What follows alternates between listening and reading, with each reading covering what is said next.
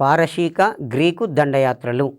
భారతదేశం మీద మొట్టమొదటిసారిగా దండయాత్రలు చేసిన విదేశస్తులు. అందులో పారశీకులు, రెండోవారు గ్రీకులు. పారశీక గ్రీకు దండయాత్రలు ఎలా తెలుస్తున్నాయి అంటే, పంజాబ్ ప్రాంతంలో లభించినటువంటి పురాతన బంగారము, వెండి మరియు పర్షియన్ నాణాల ఆధారంగా ఈ దండయాత్ర యొక్క విశేషాలు మనకు తెలవడం అనేది జరుగుతుంటుంది. పంజాబ్ ప్రాంతంలో లభించినటువంటి త్రవ్వకాలలో లభించినటువంటి నాణాలు, ఎవరి నాణాలు? పర్షియన్ల యొక్క నాణాలు.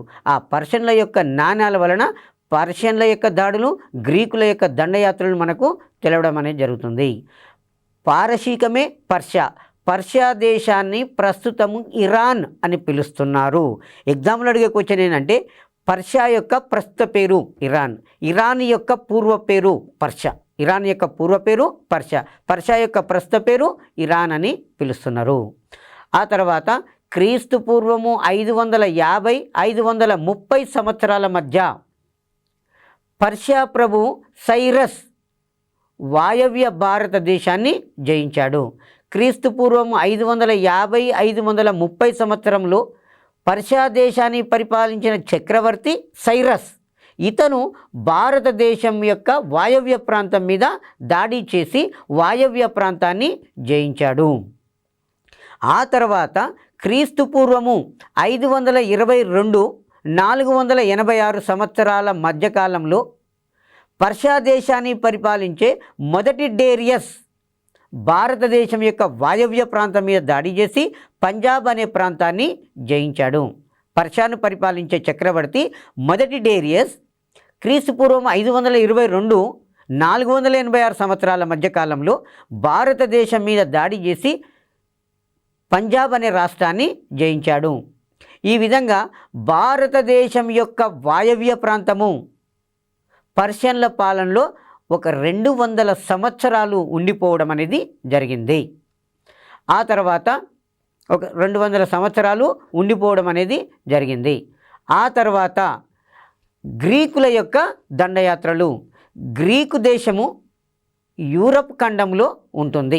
గ్రీకు దేశము యూరప్ ఖండంలో ఉంటుంది.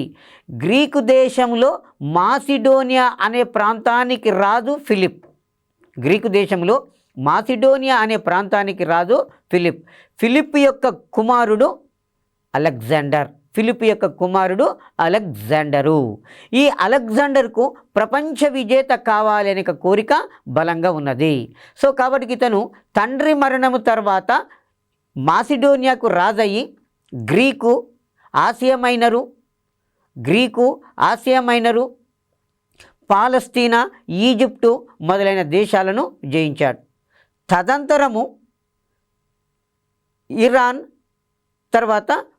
ఇరాన్ దేశం మీద దాడి చేశాడు. ఇరాన్ దేశాన్ని జయించిన తర్వాత భారతదేశాన్ని కూడా జయించాలనేది కోరిక ఉండింది.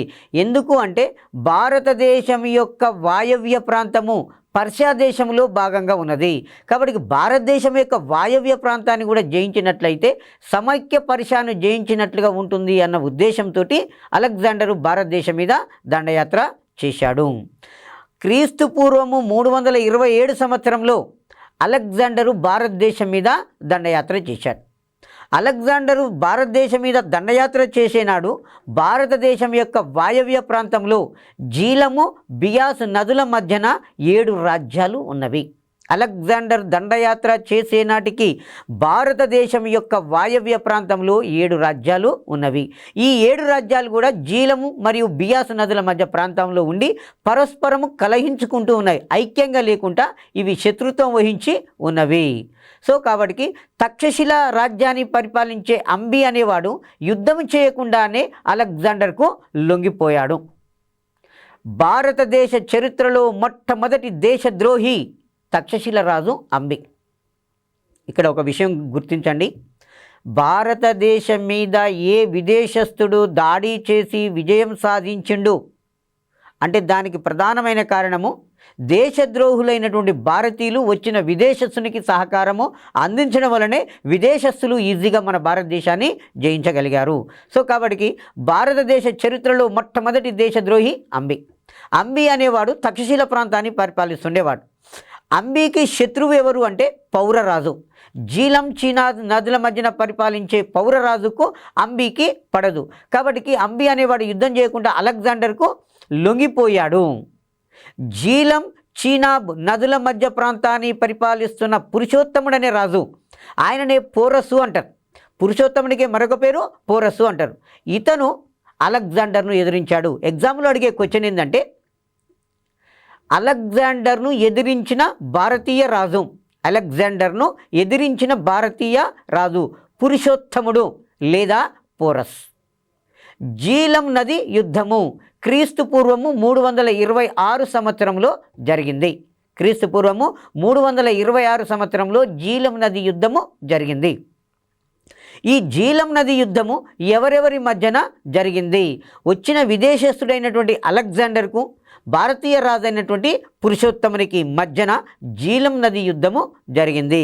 ఈ జీలం నది యుద్ధంలో భారతీయ పాలకుడు పురుషోత్తముడు ఓటమి చెందాడు.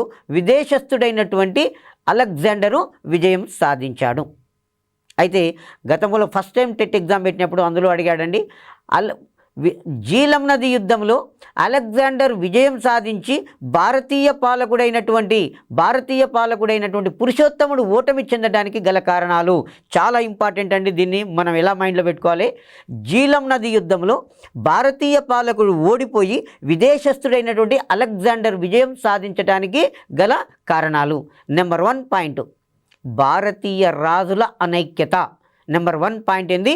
భారతీయ రాజుల అనైక్యత. రెండవది అంబి, తక్షశిల రాజు అయినటువంటి అంబి యుద్ధంలో అలెగ్జాండర్కు సహకరించుట. రెండో పాయింట్ తక్షశిల రాజు అయినటువంటి అంబి యుద్ధంలో అలెగ్జాండర్కు సహకరించుట. దాని తర్వాత మూడవ పాయింట్ భారతీయ రాజులు పరస్పరము శత్రుత్వము వహించడం వలన, భారతీయ రాజులు పరస్పరము శత్రుత్వం వహించుకొని ఈ పురుషోత్తముని మీద కోపంగా ఉండడము. ఇది 3 కారణాలు. జీలం నది యుద్ధంలో అలెగ్జాండర్ విజయం సాధించడానికి గల కారణం భారతీయ రాజుల అనైక్యత, తక్షశిల రాజు అంబి యుద్ధంలో అలెగ్జాండర్కు సహాయం చేయడం వలన పురుషోత్తమునిపై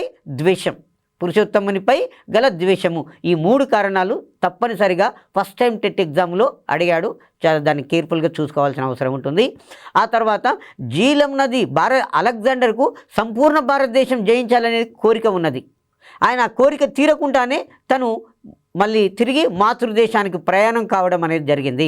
అలెగ్జాండరు భారతదేశం పూర్తిగా జయించకుండానే వెనుకకు మరలిపోవటానికి గల కారణాలు. నెంబర్ 1 పాయింట్ 11 సంవత్సరాలుగా యుద్ధాలు చేస్తున్నటువంటి అలెగ్జాండర్ యొక్క సైన్యాలు, 11 సంవత్సరాలుగా యుద్ధాలు చేస్తున్నటువంటి అలెగ్జాండర్ యొక్క సైన్యాలు అలసిపోయి సహకరించకపోవటం వలన. రెండో పాయింట్ ఆనాడు మగధ రాజ్యాన్ని నందరాజులు అనేవాళ్ళు పరిపాలిస్తున్నారు. నందరాజులకు గొప్ప సైనిక బలము ఉన్నది అని విని నందరాజులతో పోరాడటానికి అలెగ్జాండర్ యొక్క సైనికులు ముందుకు పోవటానికి నిరాకరించారు. సో కాబట్టి ఎందుకు అలెగ్జాండర్ ఎన్నిరిగిపోయాడంటే 11 సంవత్సరాలుగా యుద్ధాలు చేస్తూ ఉన్నటువంటి అలెగ్జాండర్ సైనికులు యుద్ధానికి విముఖులై ఉండడం వలన, పైగా నందరాజుల యొక్క సైనిక బలాన్ని గురించి విని భయపడి ముందుకు పోవటానికి నిరాకరించడం వలన అలెగ్జాండర్ వెనుదిరిగిపోవడం అనేది జరిగింది. మరి అలెగ్జాండరు భారతదేశం మీద జయించిన తర్వాత జరిగినటువంటి ఫలితాలు: ఐరోపా ఖండానికి భారతదేశానికి మధ్య రవాణా సౌకర్యాలు మెరుగుపడ్డవి. ఐరోపా ఖండానికి భారతదేశానికి మధ్యన రవాణా సౌకర్యాలు మెరుగుపడ్డవి. దాని తదనంతరము ఇండో గ్రీక్ సాంప్రదాయాలు అభివృద్ధి చెందినవి. తర్వాత ఇండియా గ్రీకు దేశాల మధ్యన వర్తక వాణిజ్యాలు మెరుగుపడ్డవి. రవాణా సౌకర్యాలు మెరుగుపడ్డవి, సాంప్రదాయాలు అభివృద్ధి చెందినవి, వర్తక వాణిజ్యాలు అనేవి అభివృద్ధి చెందడం అనేది జరిగింది. సో భారతదేశం మీద మొట్టమొదటిసారిగా దండయాత్ర చేసినటువంటి వారు ఎవరు అంటే పర్షియన్లు. మొట్టమొదటి భారతదేశం మీద దండయాత్ర చేసిన చక్రవర్తి ఎవరంటే పర్షియా రాజు సైరస్. ఇతని యొక్క దండయాత్ర 550-530 సంవత్సరాల మధ్య జరిగింది. రెండవసారి పర్షియా రాజు ఎవరు దండయాత్ర చేశారంటే మొదటి డేరియస్ అనేట ఆయన దండయాత్ర చేశాడు. క్రీస్తు పూర్వం 522 486 సంవత్సరాల మధ్య కాలంలో మొదటి డేరియస్ అనేట ఆయన భారతదేశం మీద దండయాత్ర చేశాడు. అయితే కొన్ని ముఖ్యాంశాలలో ఏముంటుందంటే 516 సంవత్సరం అని ఉంటుంది. మొదటి డేరియస్ యొక్క దండయాత్ర భారతదేశం మీద క్రీస్తు పూర్వము 516 సంవత్సరంలో జరిగింది అన్నట్టుగా ముఖ్యాంశాలు అనే దాంట్లో 6th క్లాస్ విషయంలో ఉంటుంది. ఈ విధంగా భారతదేశం మీద మొట్టమొదటిసారిగా దండయాత్ర చేసిన విదేశస్తులు ఎవరు అంటే పర్షియన్లు. ఆ పర్షియానే ఇప్పుడు ఇరాన్ అని పిలుస్తున్నాము. రెండవ దేశం ఏదంటే గ్రీకు దేశము. ఆ గ్రీకు దేశము యూరప్ ఖండంలో ఉంటుంది. ఆ గ్రీకు చక్రవర్తి ఎవరు అంటే అలెగ్జాండరు మాసిడోనియా రాజు ఫిలిప్ యొక్క కుమారుడు. ప్రపంచ విజేత కావాలనే కోరికతోటి క్రీస్తు పూర్వం 327 సంవత్సరంలో అతను భారతదేశం మీద దండయాత్ర చేశాడు. అలెగ్జాండర్ భారతదేశం మీద దండయాత్ర చేసే నాటికి భారతదేశం యొక్క వాయవ్య ప్రాంతంలో జీలం బియాస్ నదుల మధ్యన 7 రాజ్యాలు ఉన్నవి. ఈ 7 రాజ్యాలు పరస్పరం కలహించుకుంటూ ఉండడం అనేది జరిగింది. ఇదే టైంలో జీలం చీనావుల నదుల మధ్య ప్రాంతాన్ని పరిపాలిస్తున్న పోరస్ లేదా పురుషోత్తముడు అనే రాజు అలెగ్జాండర్ను ఎదిరించాడు. తక్షశిల పాలకుడైనటువంటి అంబి అలెగ్జాండర్కు లొంగిపోవడం అనేది జరిగింది. అలెగ్జాండర్కు పురుషోత్తమునికి మధ్యన క్రీస్తు పూర్వం 326 సంవత్సరంలో జీలం నది యుద్ధము జరిగింది. జీలం నది యుద్ధంలో విదేశస్థుడైనటువంటి అలెగ్జాండర్ విజయం సాధించాడు. భారతీయ పాలకుడు పోరస్ పురుషోత్తముడు ఓటమి చెందడం అనేది జరిగింది. జీలం నది యుద్ధంలో విదేశస్థుడైన అలెగ్జాండర్ విజయం సాధించడానికి గల కారణాలు నెంబర్ 1 పాయింట్ తక్షశిల రాజు అయినటువంటి అంబి యుద్ధంలో అలెగ్జాండర్కు సహకరించడం వలన, తర్వాత రెండవది భారతీయ రాజుల యొక్క అనైక్యత, ఆ తర్వాత మూడవది పురుషోత్తమునిపై గల ద్వేషము అని చెప్పేశాం. అలెగ్జాండర్ ముందు భారతదేశం పూర్తిగా జయించకుండానే వెనుకకు తిరిగిపోవడం అనేది జరిగింది. అలెగ్జాండర్ వెనుదిరిగిపోవడానికి గల ప్రధానమైన కారణాలు తీసుకున్నట్లయితే 11 సంవత్సరాలుగా యుద్ధాలు చేస్తున్నటువంటి అలెగ్జాండర్ యొక్క సైనికులు అలసిపోయి వెనుదిరిగిపోవాలని అతని మీద ఒత్తిడి తెచ్చారు. పైగా నందరాజులకు గొప్ప సైనిక బలం ఉందని విని భయపడి నందులతో పోరాటం చేయడానికి వాళ్ళు భయపడిపోయి వెనుకంజ వేయడం అనేది జరిగింది. అయితే అలెగ్జాండరు వెనుదిరిగి పోతూ మార్గమధ్యంలోనే క్రీస్తు పూర్వం 323 సంవత్సరంలో, కొన్ని పుస్తకాలలో 324 ఉంటుందండి, డిగ్రీ పుస్తకాలలో, ఇంటర్మీడియట్ పుస్తకాలలో తీసుకుంటేనేమో 324 ఉంటుంది. ఆ తర్వాత 6th క్లాస్ సోషల్లో తీసుకుంటేనేమో క్రీస్తు పూర్వం 323 ఉంటుంది. 6th క్లాసు సోషల్లో అలెగ్జాండర్ మరణించిన సంవత్సరము క్రీస్తు పూర్వం 323 ఉంటే ఇంటర్మీడియట్ పుస్తకంలో 324 ఉంటుంది. ఆ 24 స్కూల్ అసిస్టెంట్ వాళ్ళకి పనికి వస్తుంది, 23 ఎడ్జిటి వాళ్ళకి పనికి వస్తూ ఉంటుంది. సో క్రీస్తు పూర్వం 323 సంవత్సరంలో అలెగ్జాండరు బాబిలోనియాలో జ్వర పీడితుడై మరణించాడు. చాలా ఇంపార్టెంట్ అండి. అలెగ్జాండర్ మరణించిన ప్రాంతము బాబిలోనియా. ఏ సంవత్సరంలో మరణించాడు అంటే క్రీస్తు పూర్వం 323 సంవత్సరంలో, క్రీస్తు పూర్వము 323 సంవత్సరంలో మరణించాడు. ఆ తర్వాత అలెగ్జాండర్ యొక్క దండయాత్ర ఫలితాలు ఏం జరిగినాయంటే ఐరోపా భారతదేశాల మధ్యన రవాణా సౌకర్యాలు మెరుగుపడ్డవి. భారతదేశానికి గ్రీకు దేశానికి సాంప్రదాయాలు అనేవి అభివృద్ధి చెందినవి. తర్వాత భారత్ గ్రీకు దేశాల మధ్యన వర్తక వాణిజ్యాలు అనేవి బాగా అభివృద్ధి చెందినవి జరిగినవి. ఆ తర్వాత భారతదేశంలో క్రీస్తు పూర్వము 16 రాజ్యాలు ఏర్పడ్డవి. ఆ 16 రాజ్యాలను ఏమంటామంటే షోడశ మహాజనపదాలు అంటాం. ఆ 16 రాజ్యాలలో మగధ రాజ్యం అనేది గొప్ప రాజ్యంగా ఆవిర్భవించింది. మగధ రాజ్యం అనేది గొప్ప రాజ్యంగా ఆవిర్భవించింది. ఆ మగధ రాజ్యానికి రాజధాని రాజగృహము లేదా గిరివ్రజపురము. 16 రాజ్యాలలో మగధ రాజ్యం అనేది గొప్ప రాజ్యంగా ఆవిర్భవించింది. ఆ మగధ రాజ్యానికి రాజధాని రాజగృహము లేదా గిరివ్రజపురము అనేది రాజధానిగా ఉండింది. ఆ తర్వాత మగధ రాజ్య ఔన్నత్యానికి పునాదులు వేసినటువంటి రాజవంశము హర్యాంక వంశం. మగధ రాజ్య ఔన్నత్యానికి పునాదులు వేసిన రాజవంశము హర్యాంక వంశం. హర్యాంక వంశ స్థాపకుడు బింబిసారుడు. హర్యాంక వంశస్థాపకుడు బింబిసారుడు. ఈ బింబిసారుడు అనేవాడు బృహద్రథ వంశానికి చెందిన రిపుంజయుడు అనే రాజును ఓడించి హర్యాంక వంశం అనే పేరుతోటి అధికారంలోకి రావడం అనేది జరిగింది. మగధ రాజ్యాన్ని పరిపాలించిన మొట్టమొదటి రాజవంశము హర్యాంక వంశం. హర్యాంక వంశ స్థాపకుడు బింబిసారుడు. బింబిసారుడు బృహద్రథ వంశాన్ని నిర్మూలించి దాని రాజైనటువంటి రిపుంజయుని చంపేసి మగధ ప్రాంతాన్ని ఆక్రమించుకొని హర్యాంక వంశం అనే పేరుతోటి రాజ్య పరిపాలన చేయడం అనేది జరిగింది. ఆ తర్వాత ఈ బింబిసారుని తర్వాత అతని కుమారుడు అజాతశత్రువు అనేట ఆయన అధికారంలోకి వచ్చాడు. అజాతశత్రువు అనేవాడు గంగా సోన్ నదుల మధ్య ప్రాంతంలో అజాతశత్రువు గంగా సోన్ నదుల మధ్య ప్రాంతంలో పాటలీపుత్రం అనే నగరాన్ని నిర్మించాడు.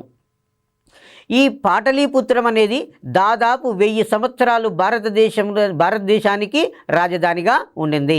భారతదేశంలో ఏర్పడినటువంటి ప్రతి రాజవంశానికి పాటలీపుత్రం అనేది రాజధానిగా ఉండింది.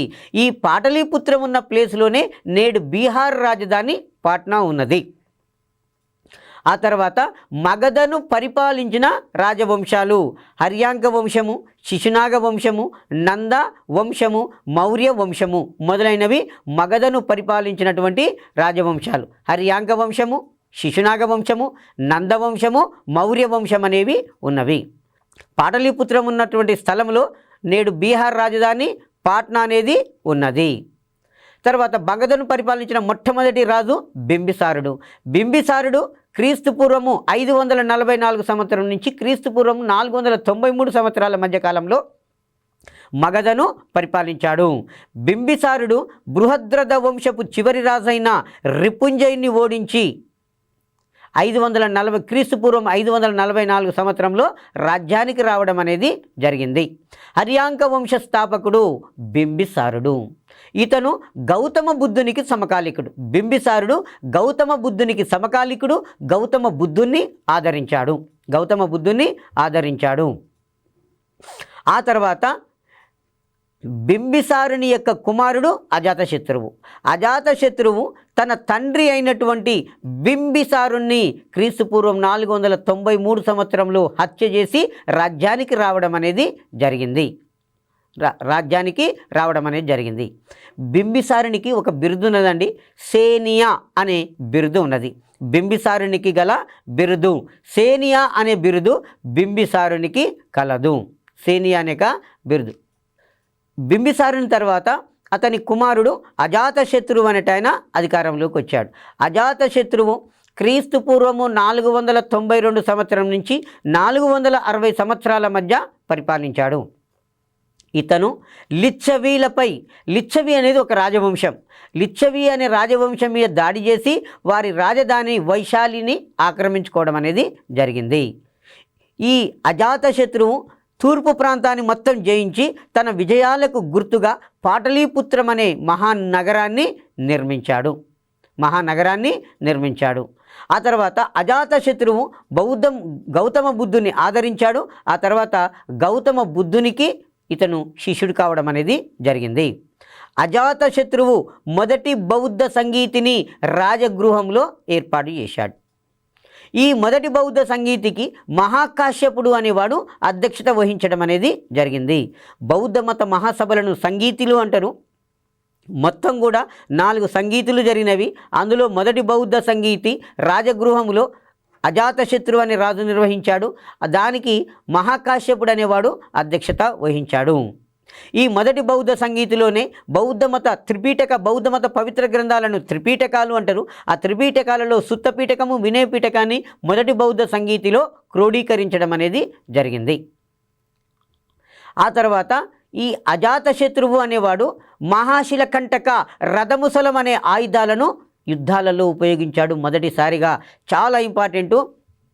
యుద్ధంలో మహాశిలకంటక, రథ ముసలము అనే ఆయుధాలను యుద్ధంలో ఉపయోగించిన మొట్టమొదటి భారతీయ రాజు ఎవరు అంటే అజాతశత్రువు. మొట్టమొదటి భారతీయ రాజు ఎవరు?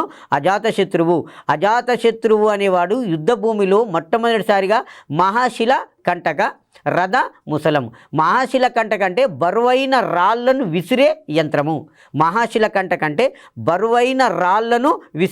యంత్రము. తర్వాత రథముసలము రథానికి కట్టినటువంటి రాళ్ళు, రథానికి బలమైనటువంటి రాళ్ళను కట్టి ఆ రథం ద్వారా ఆ రాళ్ళను విసరడం అనేది జరుగుతూ ఉండేది. ఆ తర్వాత హర్యాంక వంశంలో చిట్ట చివరి రాజు నాగదాసకుడు. హర్యాంక వంశంలో చిట్ట చివరి వాడు నాగదాసకుడు.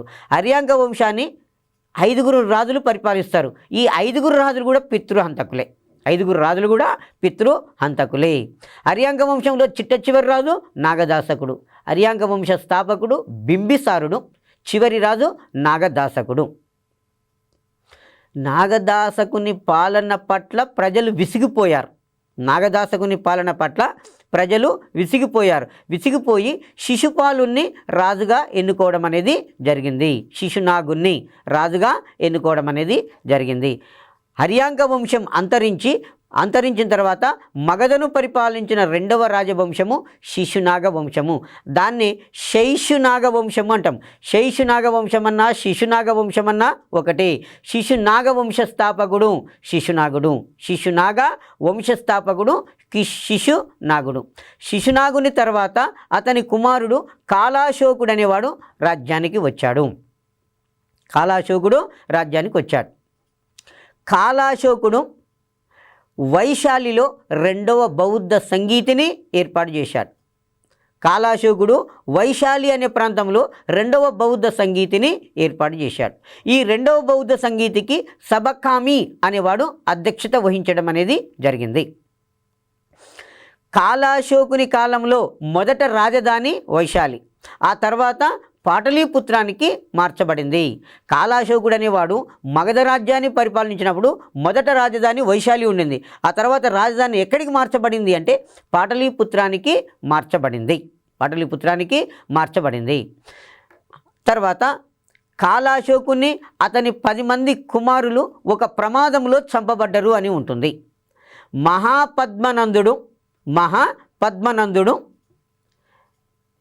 శిశునాగ వంశపు రాజైన కాలాశోకుని అతని 10 మంది కుమారులను చంపి రాజ్యాన్ని ఆక్రమించుకోవడం అనేది జరిగింది. మహాపద్మనందుడు అనే రాజు శైశునాగ వంశంలో చివరి రాజు అయినటువంటి కాలాశోకుని, తర్వాత అతనికి 10 మంది కుమారులు ఉండి ఆ 10 మంది కుమారులను చంపేసి మగధ రాజ్యాన్ని ఆక్రమించాడు. మగధ రాజ్యాన్ని ఆక్రమించి నందవంశం అనే పేరుతోటి ఇతను అధికారంలోకి రావడం అనేది జరిగింది. మహాపద్మనందునికి ఉగ్రసేనుడు అనే బిరుదుంది. చాలా ఇంపార్టెంట్ అండి. మహాపద్మనందునికి ఉగ్రసేనుడు అనే బిరుదు ఉంటుంది. ఇంతకుముందు ఫస్ట్ టైం చెప్పినప్పుడు హర్యాంక వంశ స్థాపకుడు బింబిసారునికి సేనియా అనే బిరుదు ఉందని చెప్పాను. మహాపద్మనందునికి ఉగ్రసేనుడు అనే బిరుదు ఉంటుంది. నందరాజులు కాల్వలను త్రవ్వించి నీటిపారుదల సౌకర్యాలను మెరుగుపరిచారు. నీటిపారుదల సౌకర్యాలను కల్పించడం అనేది జరిగింది. ఆ తర్వాత నందవంశంలో చివరి రాజు ధననందుడు. ఈ నందులు 9 మంది రాజులు కాబట్టి వీరిని ఏమంటామంటే నవనందులు అని పిలుస్తాం. నందవంశాన్ని 9 మంది రాజులు పరిపాలించారు కాబట్టి ఆ 9 మంది నందరాజులను ఏమంటామంటే నవనందులు అని పిలుస్తాం. మనకు జనపదాలు పోయి మహాజనపదాలు ఆది రాజ్యాలుగా రూపొందినవి. ఆ ఆది రాజ్యాలే భారతదేశంలో 2వ నగరీకరణకు దారితీయడం అనేది జరిగింది. పదము అంటే మార్గము, పథము అంటే మార్గం, జన అంటే ప్రజలు నివసించే ప్రాంతము. జనపదాలు మహాజనపదాలుగా ఏర్పడ్డవి. మహాజనపదాలు ఆది రాజ్యాలుగా ఆవిర్భవించడంతో భారతదేశంలో 2వ నగరీకరణ అనేది జరిగింది. భారతదేశంలో మరి మొదటి నగరీకరణ అంటే సింధు నాగరికత, నగర నిర్మాణము, పట్టణ నాగరికత అంటున్నాం. 2వ నగరీకరణ అంటే మహాజనపదాలే ఆది రాజ్యాలుగా ఆవిర్భవించడంతో నగరీకరణ జరిగిపోవడం అనేది జరిగింది. ఈ మహారాజ్యాలలో మొదట 16 రాజ్యాలలో గొప్ప రాజ్యము మగధ రాజ్యం. మగధ రాజ్యాన్ని పరిపాలించిన మొట్టమొదటి రాజవంశము హర్యాంక వంశ స్థాపకుడు బింబిసారుడు. హర్యాంక వంశంలో చివరి రాజు నాగదాసకుడు. హర్యాంక వంశం తర్వాత శైశునాగ వంశం. శైశునాగ వంశ స్థాపకుడు శైశునాగుడు. శైశునాగుడు అన్న శిశునాగుడు అన్న ఒకటే. శైశునాగ వంశంలో చివరివాడు కాలాశోకుడు. ఆ తర్వాత శైశునాగ వంశం తర్వాత అధికారంలోకి వచ్చింది నందవంశం. ఈ నందవంశాన్ని గొప్ప సామ్రాజ్యం అని కూడా అంటారు. మొదట గొప్ప సామ్రాజ్యంగా పిలుస్తారు. ఈ నందవంశ స్థాపకుడు మహాపద్మనందుడు. నందవంశంలో చివరి రాజు ధననందుడు. నందవంశంలో చివరి రాజు ధననందుడు. నందరాజ్యంలో 9 మంది రాజులు పరిపాలించారు కాబట్టి వారిని నవనందులు అని మనం పిలుచుకోండి. నందవంశంలో 9 మంది రాజులు పరిపాలించారు కాబట్టి వారిని ఏమంటున్నాము మనము నవనందులు అని చెప్పుకోవడం అనేది జరుగుతూ ఉంటుంది. ఇప్పటి వరకు జరిగిన దాంట్లో పారశీక గ్రీకు దండయాత్రలు, హర్యాంక వంశము, శైశునాగ వంశము, నందవంశం అని ఉన్నది కదా. ఫస్ట్ గతంలో ప్రీవియస్ ఎగ్జామ్లో ఏం క్వశ్చన్ అడిగాడు అంటే భారతదేశంపై మొట్టమొదట దండయాత్ర చేసిన విదేశస్థుడు ఎవరు? సైరస్. మొట్టమొదటి విదేశస్థుడు ఎవరండి? సైరస్. పర్షియా దేశాన్ని ప్రస్తుతం ఏమంటున్నాము? ఇరాన్ దేశము అని పిలవడం అనేది జరుగుతూ ఉంటుంది. తర్వాత పర్షియా రాజు మొదటి డేరియస్ భారతదేశం మీద ఏ సంవత్సరంలో దండయాత్ర చేశాడు? క్రీస్తు పూర్వం 516 సంవత్సరంలో దండయాత్ర చేశాడు. ఆ తర్వాత అలెగ్జాండరు భారతదేశం మీద ఏ సంవత్సరంలో దండయాత్ర చేశాడు? క్రీస్తు పూర్వం 327లో దండయాత్ర చేశాడు. జీలం నది యుద్ధము ఏ సంవత్సరంలో జరిగింది? క్రీస్తు పూర్వము 326 సంవత్సరంలో జీలం నది యుద్ధము జరిగింది. క్రీస్తు పూర్వము 326 సంవత్సరంలో జీలం నది యుద్ధం అనేది జరిగింది. జీలం నది యుద్ధము ఎవరెవరి మధ్య జరిగింది? విదేశస్థుడైనటువంటి అలెగ్జాండర్కు, ఆ తర్వాత భారతీయ రాజు అయినటువంటి పురుషోత్తమునికి లేదా పౌరుషకు మధ్యన జరిగింది.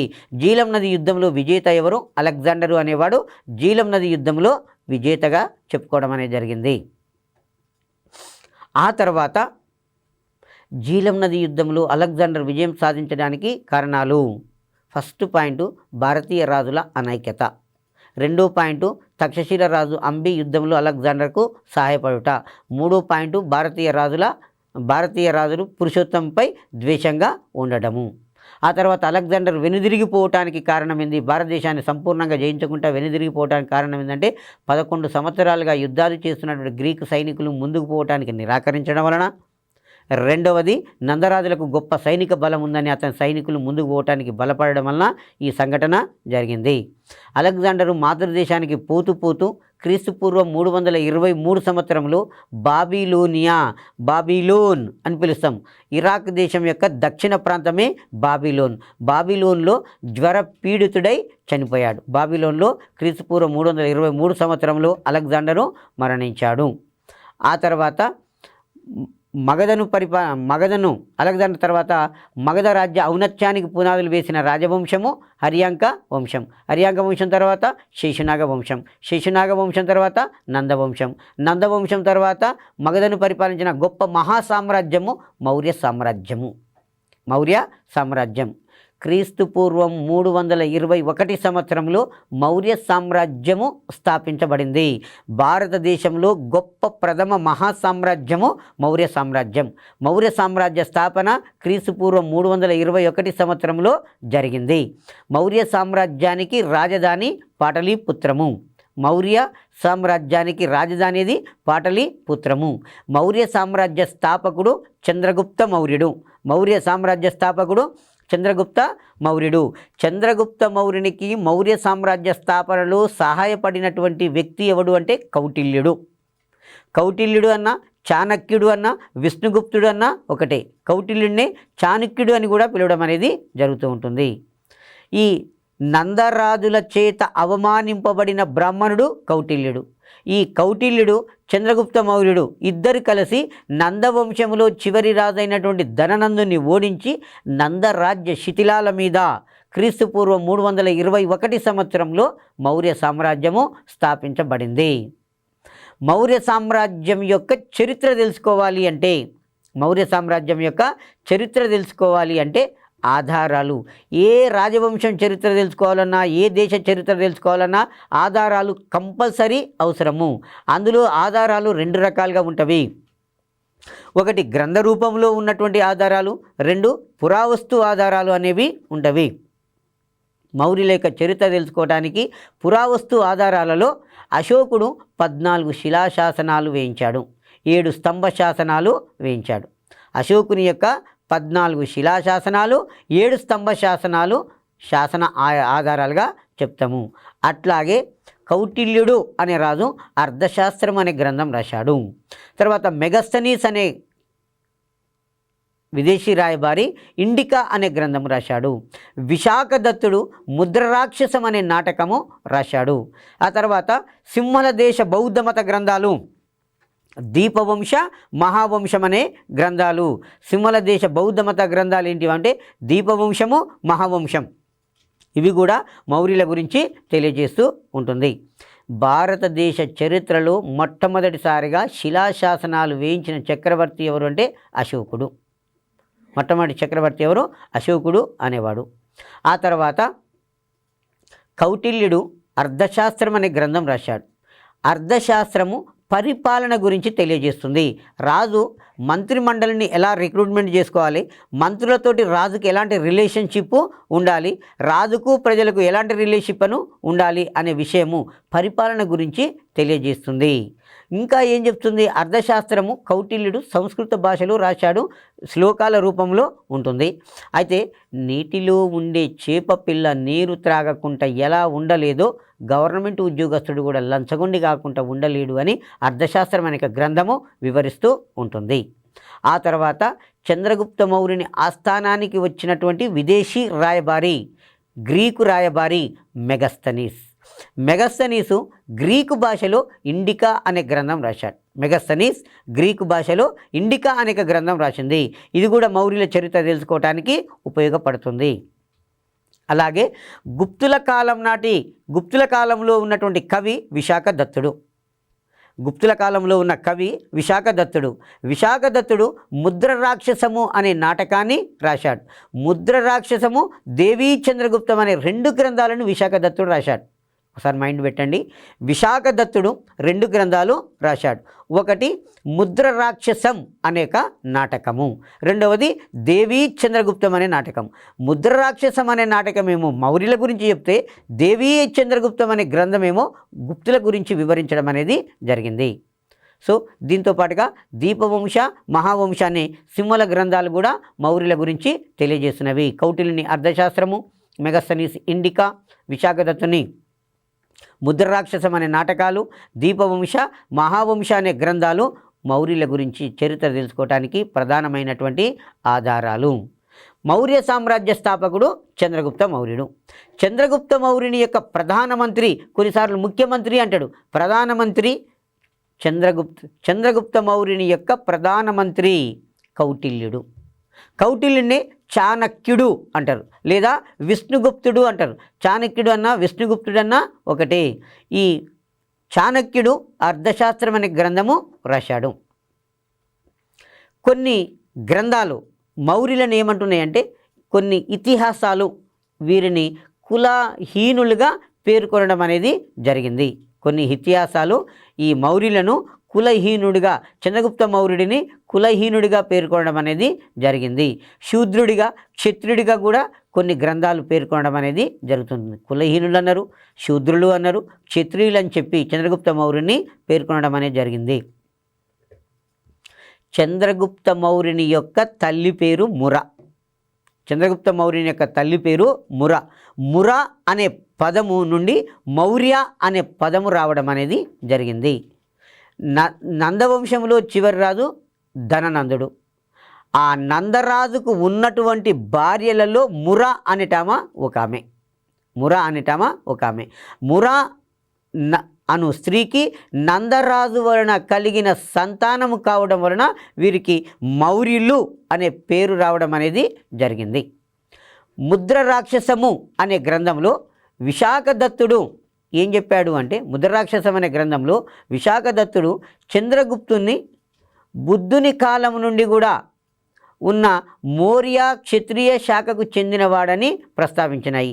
ముద్ర రాక్షసం అనే గ్రంథము ఈ చంద్రగుప్త మౌర్యుని ఏమంటుంది అంటే, బుద్ధుని కాలము నుండి కూడా ఉన్నటువంటి మౌర్య అనేది ఒక క్షత్రియ తెగ, ఆ తెగకు చెందినవాడు అని చెప్పేస్తుంది. ఇంకా మురా అనే స్త్రీకి జన్మించడం వలన వీరి వంశము మౌర్య వంశము అనే పేరు వచ్చింది అంటున్నాడు. ముద్ర రాక్షసం అనే గ్రంథంలో బుద్ధుని కాలం నుండి ఉన్నటువంటి ఒక తెగ మౌర్య అనే తెగ, ఆ మౌర్య అనే క్షత్రియ తెగకు చెందిన వాళ్ళే మౌర్యులు అనే పదం వచ్చిందంటారు. అదే ఇదే ముద్ర రాక్షసం గ్రంథంలో నందరాజుకు ఉన్నటువంటి భార్యలలో ఒక ఆమె పేరు ముర. ఆ ముర అనే సంతతి నుంచి వీరు రాజ్యానికి వచ్చారు కాబట్టి మౌర్య అనే పదము రావడం అనేది జరిగింది అని చెప్పుకుంటున్నారు. మౌర్య శతాబ్దాల నుంచి వచ్చే మౌర్య శబ్దం నుంచి వచ్చిందనే ఒక సిద్ధాంతము ఉన్నది. చంద్రగుప్త మౌర్యుడు సాధించినటువంటి కార్యాలు, ఘనకార్యాలు రెండున్నవి. చంద్రగుప్త మౌర్యుడు సాధించినటువంటి విజయాలు: వాయవ్య భారతదేశాన్ని గ్రీకుల నుండి స్వాధీనం చేసుకున్నాడు. వాయవ్య భారతదేశాన్ని గ్రీకుల నుంచి స్వాధీనం చేసుకున్నాడు. రెండవది, నందరాజులను ఓడించి మగధను ఆక్రమించాడు. నందరాజులను ఓడించి మగధను ఆక్రమించి నందరాజ శిథిలాల మీద మౌర్య సామ్రాజ్యాన్ని స్థాపించడం అనేది జరిగింది. అయితే ఇక్కడ క్వశ్చను ఈ స్కూల్ అసిస్టెంట్ వాళ్ళకి మాత్రమే ఇంపార్టెంటు. ఎడ్జిట్ వాళ్ళు ఏం గుర్తుపెట్టుకోవాలంటే మౌర్య సామ్రాజ్య స్థాపకుడు చంద్రగుప్త మౌర్యుడు, అంతేగా.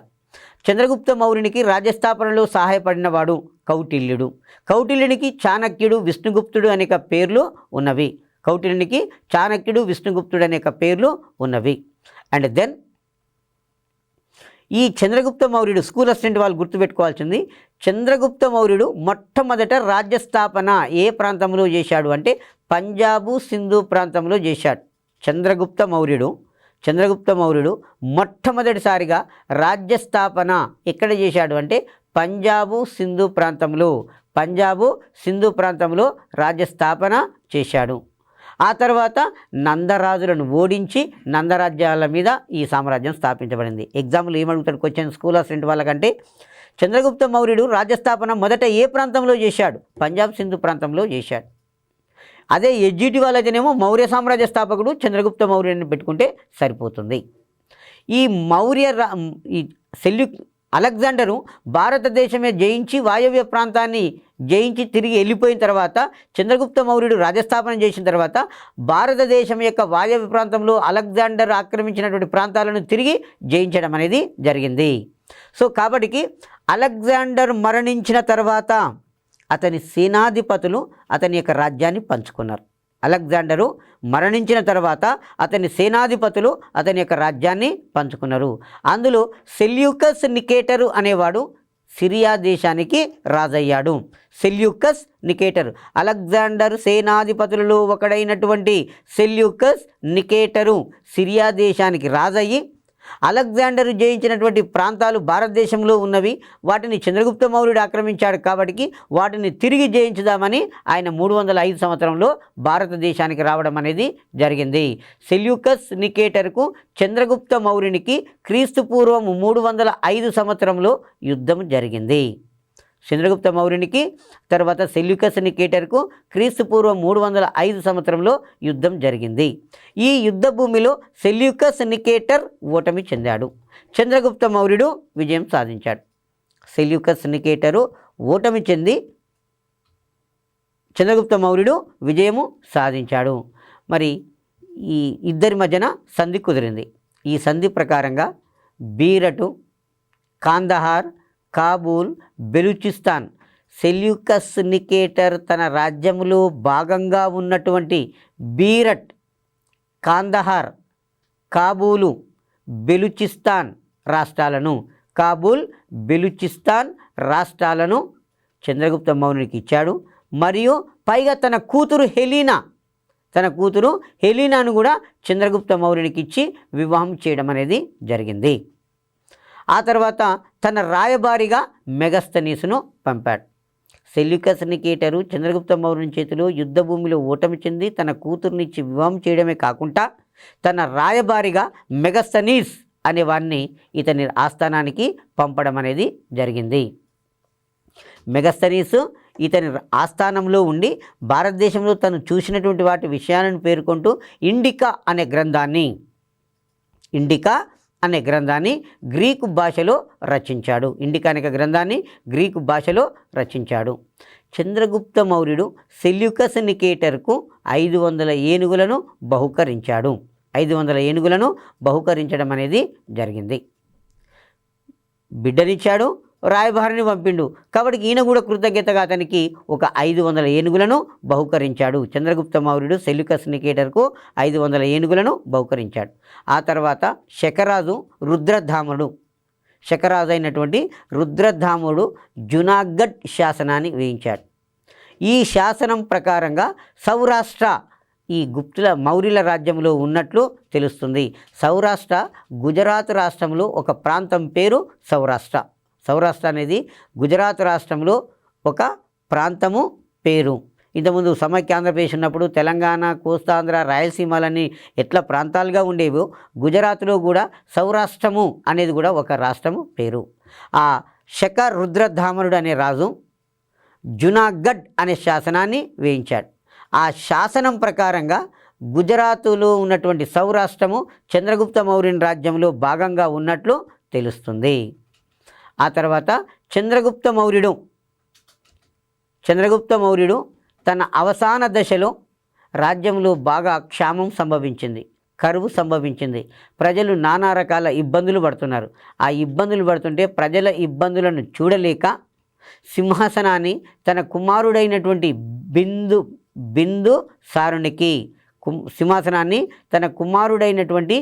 బిందుసారునికి అప్పచెప్పాడు. సింహాసనాన్ని తన కుమారుడైనటువంటి బిందుసారునికి అప్పగించి తను జైన మతాన్ని తీసుకున్నాడు. జైన మతాన్ని తీసుకొని భద్రబావుడు అనే వ్యక్తిని వెంటబెట్టుకొని జైన మత సన్యాసి అయినటువంటి భద్రబాహుని వెంటబెట్టుకొని మైసూరు సమీపంలోని శ్రావణ బెల్గోలాకు రావడం అనేది జరిగింది. శ్రావణ బెల్గోలాకు వచ్చాడు. శ్రావణ బెల్గోలాకు వచ్చి కఠినమైన ఉపవాసం, దాన్ని ఏమంటామంటే సల్లేఖన వ్రతము. మనకు ఎగ్జామ్లో క్వశ్చన్ ఇట్లా కూడా వస్తుందండి. సల్లేఖన వ్రతము ఏ మతానికి సంబంధించినది? జైన మతానికి సంబంధించినది.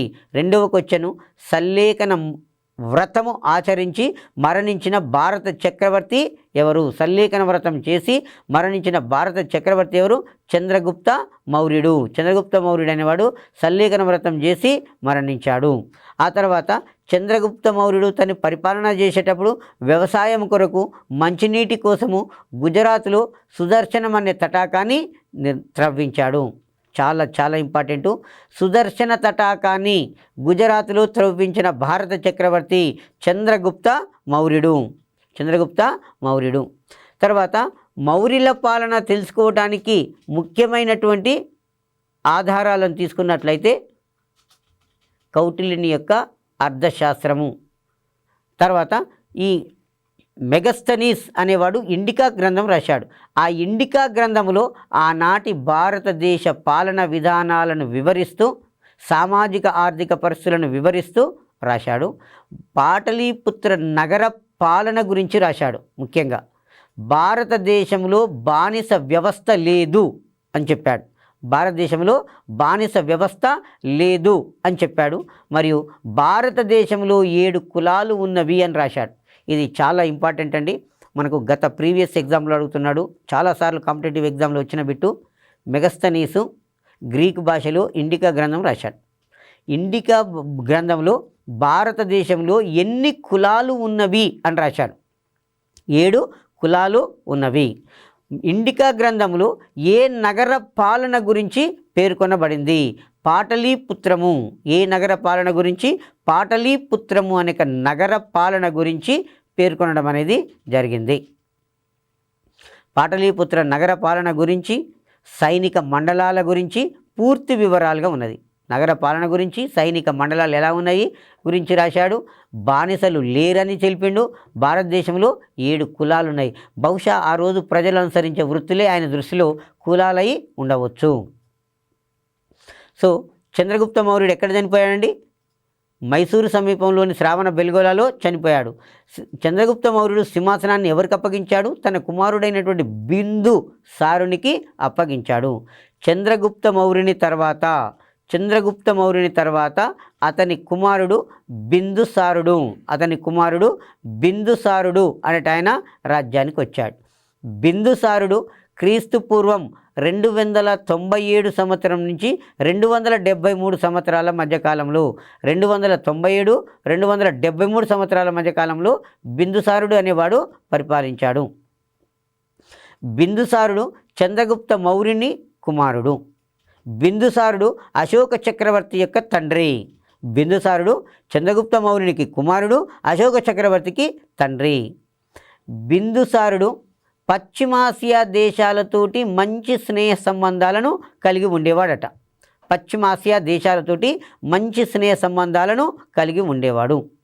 ఈ బిందుసారుడు రాజ్య పరిపాలన చేసేటప్పుడు తక్షశిలలో తిరుగుబాటు అనేది జరిగింది. బిందుసారుని కాలంలో ఎక్కడ తిరుగుబాటు జరిగిందంటే తక్షశిలలో. మౌర్యుల కాలంలో 4 రాష్ట్రాలు ఉన్నవి. 1 తక్షశిల అనే ప్రాంతము, 2 బెంగాల్ ప్రాంతము, 3 మధ్య ప్రాంతము, ఆ తర్వాత 4 దక్షిణ సువర్ణగిరి అనేక ప్రాంతం. అందులో తక్షశిల అనే ప్రాంతం భారతదేశం యొక్క వాయవ్య ప్రాంతము. ఇప్పుడున్నటువంటి జమ్మూ కాశ్మీర్ ప్రాంతమే వాయవ్య ప్రాంతము. ఆ వాయవ్య ప్రాంతంలో తక్షశిల అనే ప్రాంతం ఉంటుంది. ఆ తక్షశిల ప్రాంతంలో తిరుగుబాటు జరిగినాయి. తక్షశిలలో తిరుగుబాటు జరిగినప్పుడు ఉజ్జయిని ప్రాంతానికి గవర్నర్గా ఉన్నటువంటి అశోక చక్రవర్తిని ఆ తిరుగుబాటును అంచడానికి పంపడం అనేది జరిగింది. అశోక చక్రవర్తి తక్షశిలకు వెళ్ళి తక్షశిలలో జరిగినటువంటి తిరుగుబాటును మొత్తం పూర్తిగా అణచివేయడం అనేది జరిగింది. తర్వాత బిందుసారుడు సిరియా దేశపు రాజు మొదటి ఆంటియోకస్ సోత్తర్, ఈజిప్టు రాజు టాలమీ, ఫిలడెల్ఫస్లు తమ రాయబారులను ఇతని ఆస్థానానికి పంపడం అనేది జరిగింది. మనకు బిందుసారుడు పశ్చిమాసియా దేశాలతోటి స్నేహ సంబంధాలను ఏర్పరచుకున్నారు. కాబట్టి సిరియా దేశాన్ని పరిపాలిస్తున్న రాజు పేరు మొదటి ఆంటియోకస్ సోత్తర్. అలాగే ఈజిప్టు ప్రాంతాన్ని పరిపాలిస్తున్న రాజు పేరు టాలమీ ఫిలడెల్ఫస్. వీరిద్దరు కూడా ఇతని యొక్క స్నేహ సంబంధాలను కాంక్షిస్తూ ఇతని ఆస్థానానికి రాయబారులను పంపడం అనేది జరిగింది. ఆ తర్వాత చాణక్యుడు చంద్రగుప్త మౌర్యునికి కొంతకాలము మహామంత్రిగా పనిచేయడం అనేది జరిగింది. అంటే ప్రధానమంత్రిగా. చాణక్యుడు లేదా కౌటిల్యుడు, విష్ణుగుప్తుడు అనేవాడు మొదట ఎవరికి ప్రధానమంత్రిగా ఉన్నాడు? చంద్రగుప్త మౌర్యునికి ప్రధానమంత్రిగా ఉన్నాడు. ఆ తర్వాత ఎవరికి ప్రధానమంత్రిగా ఉన్నాడు? బిందుసారునికి కూడా ప్రధానమంత్రిగానే ఉన్నాడు. అశోక చక్రవర్తి బౌద్ధ అజీవక శాఖ సన్యాసుల కొరకు బారాబర గుహలను తొలిపించాడు. కాబట్టి అవి మాత్రమే మనకు కనిపిస్తున్నవి. మౌర్యుల కాలంలో చెక్కతోటి నిర్మాణాలు చేశారు కాబట్టి ఆ చెక్క చెదలు పట్టుకొని ఉండిపోవడం అనేది జరిగింది. కాబట్టి పురావస్తు ఆధారాలంటే కేవలము అశోకుని యొక్క 14 శిలాశాసనాలు, 7 స్తంభ శాసనాలు మాత్రమే మనకు ఉపయోగపడడం అనేది జరుగుతూ ఉంటుంది. అయితే సాహిత్య ఆధారాలను తీసుకున్నట్టయితే కౌటిల్యుడు అనేవాడు అర్థశాస్త్రం అనే గ్రంథం రాశాడు. తర్వాత మెగస్తనీసు ఇండికా అనే గ్రంథం రాశాడు. విశాఖదత్తుడు దేవీ చంద్రగుప్తం అనే గ్రంథము రాశాడు. గ్రంథాన్ని రాశాడు. ఇవన్నీ ముద్ర రాక్షసం అనే గ్రంథము మౌర్యుల గురించి తెలుసుకోవడానికి ఉపయోగపడుతుంది. ఇలా శాసన సాహిత్యమును, పురావస్తు ఆధారాలు మౌర్యుల గురించి తెలుసుకోవడానికి మనకు ప్రధానంగా ఉపయోగపడుతున్నటువంటి గ్రంథాలు. మౌర్య చంద్రగుప్తుడు మొట్టమొదటిసారిగా రాజ్యస్థాపన ఎక్కడ చేశాడంటే భారతదేశం యొక్క వాయవ్య ప్రాంతంలో, అంటే ఈ పశ్చిమ ప్రాంతంలో వాయవ్య ప్రాంతంలో రాజ్యస్థాపన చేశాడు. తర్వాత నందులను ఓడించి నందరాజ్యాన్ని కబలించేసి రాజ్యస్థాపన చేసుకోవడం అనేది జరిగింది. చంద్రగుప్త మౌర్యుని కాలంలో జరిగిన ప్రధానమైన సంఘటన ఏంటంటే గుజరాత్లో సుదర్శనం అనే తటాకం అనే దాన్ని త్రవ్వించాడు. సుదర్శన తటాకము దేని కొరకు త్రవ్వించాడంటే వ్యవసాయం కొరకు, మంచినీటి సౌకర్యాల కొరకు సుదర్శనం అనే తటాకాన్ని ఇతను త్రవ్వించడం అనేది జరిగింది. ఆ తర్వాత ఈ చంద్రగుప్త మౌర్యుని కాలంలో సెల్యూకస్ నికేటర్, అలెగ్జాండర్ సేనాధిపతులలో ఒకడైనటువంటి సెల్యూకస్ నికేటరు భారతదేశం మీద దండయాత్ర చేసుకుంటూ వస్తే ఇద్దరి మధ్యన 1905లో యుద్ధం జరుగుతుంది. యుద్ధ భూమిలో సెల్యూకస్ నికేటర్ ఓడిపోతాడు. ఓడిపోయి తన రాయబారిగా మెగస్తనీస్ మౌర్యుల యొక్క ఆస్థానానికి పంపుతాడు. మెగస్తనీస్ ఇండికా అనే గ్రంథాన్ని గ్రీకు భాషలో రాసి భారతదేశంలో ఆనాడు బానిస వ్యవస్థ లేదు అని చెప్పేశాడు. పైగా ప్రజలందరూ కూడా నీతి వర్తనులే అని చెప్పుకోవడం అనేది జరుగుతూ ఉంటుంది. భారతదేశంలో ఆనాడు 7 కులాలు ఉన్నవి. భారతదేశంలో ఎన్ని కులాలు? 7 కులాలు ఉన్నవి అని చెప్పి చంద్రగుప్తం 7 కులాలు ఉన్నాయని పేర్కొనడం అనేది జరిగింది ఇండికా అనేక గ్రంథంలో. ఆ తర్వాత చంద్రగుప్త మౌర్యుడు తన పరిపాలన యొక్క చివరి దశలో జైన మతాన్ని తీసుకున్నాడు. తన రాజ్యం యొక్క పరిపాలన చివరి కాలంలో విపరీతమైన కరువు తాండవించింది. ప్రజలు నానా రకాల ఇబ్బందులు పడుతున్నారు.